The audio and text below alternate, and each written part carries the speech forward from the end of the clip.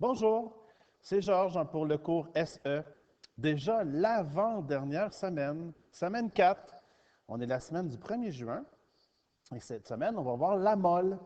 La mole, c'est vraiment ce qui est plus, c'était le plus important pour préparer pour chimie. Alors, j'explique un peu, je fais une petite introduction. D'où ça vient la mole? Bien, mettons, j'ai un gros sac de riz.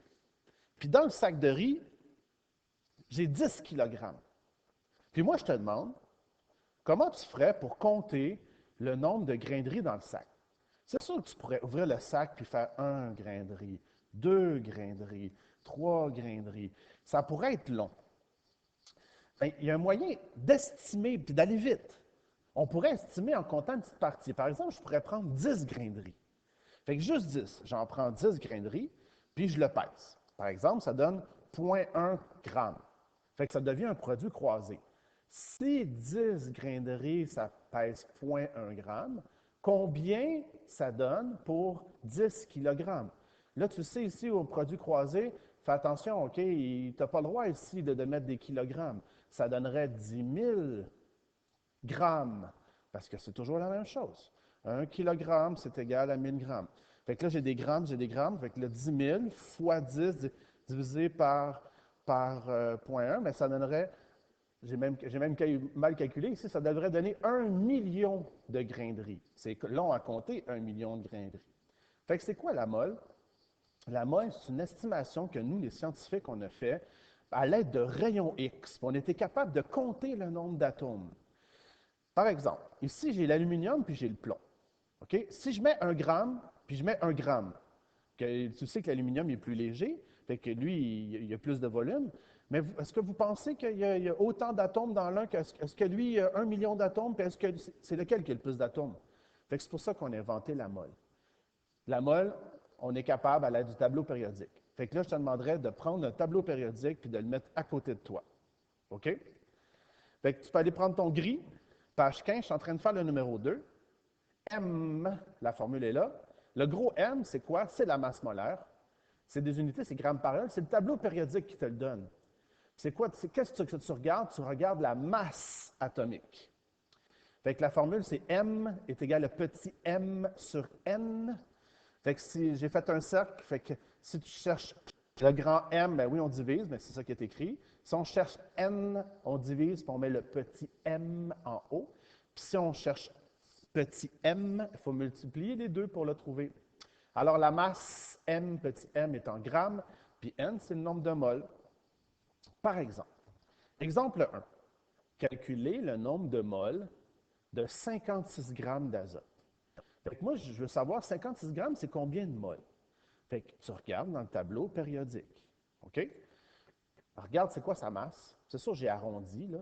OK? Comme l'azote a une masse de 14. Ça veut dire quoi, ça? C'est que 14 grammes est égal à une mole. Donc, c'est 14 grammes. Si tu regardes ici, je vais encercler, ça veut dire que c'est 14 grammes par mole. Fait que chaque élément du tableau, c'est différent. C'est pas la même mole, c'est pas la même masse. Fait que si je prends ici, on cherche calculer le nombre de moles. Donc, c'est N qu'on cherche. Donc, je fais petit m sur m, donc 56 divisé par 14, j'obtiens 4 moles.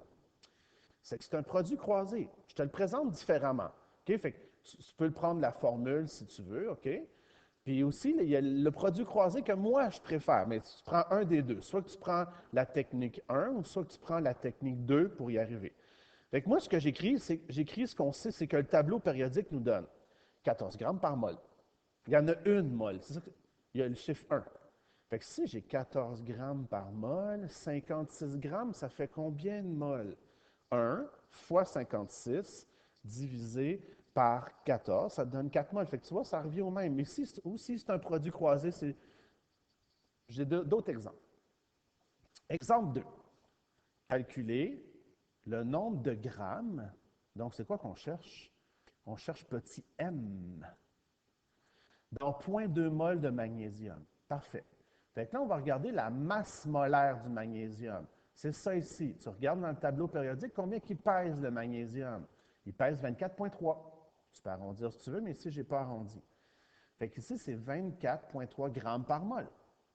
fois le nombre de moles, bien, ça donne 4 grammes, 86. Fait que ça, c'est la méthode 1 qui est ici.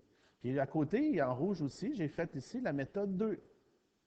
Fait que c'est quoi la méthode 2? Bien, si le magnésium, c'est 24 grammes pour une mole, donc combien de grammes pour 0,2 mol? Fait que là encore, je fais quoi? Je fais 0,2 fois 24 divisé par 1. Fait que ça redonne encore la même. Ça donne 4,86. Exemple numéro 3. Calculer le nombre de moles pour 100 grammes d'eau. Là, je te complexifie ça un petit peu. Là, H2O. Combien ça pèse, ça, H2O? Fait qu'il faut aller voir le tableau périodique. C'est quoi ça, H2O? Bien, il y a un H, puis un H, puis un O. Il faut comme détruire la molécule. Fait que lui, ça pèse 1 gramme dans le tableau périodique, puis lui, ça pèse 1 gramme, puis lui, ça pèse 16. Fait que 1 plus 16. Fait que c'est quoi le nombre de moles pour 100 grammes d'eau? OK? Fait que première étape, j'ai trouvé ici, ça c'est la masse molaire. Ça, c'est le gros M que je viens de trouver.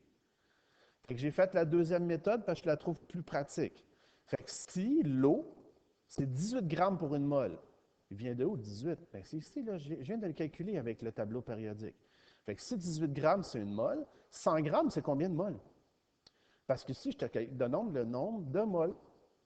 Fait que comment on fait pour trouver le produit croisé? On fait 1 fois 100 divisé par 18, ça donne 5,55 moles. Si tu es, monsieur, je ne l'aime pas, OK, bien, prends la formule, parfait. Bien, N, comment on fait pour trouver N? On va faire M, le petit M, divisé par le gros M. Donc, c'est la même chose. Tu vois, il y a combien de grammes? Il y en a 100. Puis, c'est quoi la masse molaire? C'est 18. Fait que tu te rends compte que ça donne la même chose. Là. Moi, j'ai fait 1 fois 100 divisé par 18. Bien, c'est exactement ça. Ça donne la même chose. Il reste 2 exercices. Alors, plus difficile encore. On est rendu, si vous avez 15 grammes de CaCl2, fait que ici, quelle est sa masse molaire? C'est quoi ça? Ah, c'est le gros M qu'on cherche. Tableau périodique. Le calcium, ça pèse 40. Le chlore, 35,5. Le chlore, 30. Tu peux arrondir, mais moi, je n'ai pas arrondi. Fait 40 plus, ça donne 111 grammes par mol. Fait que le CaCl2, c'est quoi sa masse molaire? C'est 111. Donc, je reviens ici avec mon produit croisé. Si 111 grammes de CaCl2, c'est une mol. Donc, ici, si j'en ai juste 15, ça fait combien de moles? Ça va faire moins. Combien? Bien, 1 mol fois 15, parce que ici, c'est le produit croisé, divisé par 111. La réponse, ça donne 0,13 mol. Et le dernier, le plus complexe. Ici, j'ai 2 fois NO3, on appelle ça du nitrate, 2 fois nitrate de plomb. La parenthèse, ce n'est pas une décoration. Ça veut dire quoi? C'est que le NO3, il est 2 fois. Parce que dans le fond, je pourrais écrire la molécule, je pourrais PB, puis je pourrais écrire NO3, puis NO3. Fait que, mais pourquoi j'écris 2 fois? Je suis bien mieux peut-être plus de faire une parenthèse puis 2 fois. Fait que ça veut dire quoi? C'est le PB, il y a 2 bras. Il est plugué avec le NO3, puis il est plugué avec le NO3. Fait que c'est quoi sa masse molaire? Tableau périodique. Il y en a combien des plombs dans sa molécule-là? Il y en a un. Des azotes, il y en a combien? Il y en a 2 azotes. Des oxygènes, il y en a combien? Il y en a 3 ici, puis il y en a 3 ici. Il y en a 1, 2, 3, 4, 5, 6. Fait que le plomb, il pèse 207. L'azote pèse 14. L'azote pèse 14. Puis 16 pour l'oxygène, ça fait 331. Tu mets des parenthèses aussi. 207 plus 28 plus 96. Fait que 207 plus 28 plus 95. C'est quoi la masse molaire, question A, c'est 331. Puis moi, je te demande, si j'ai 15 grammes, ça fait combien de moles? Ben, ça va faire moins.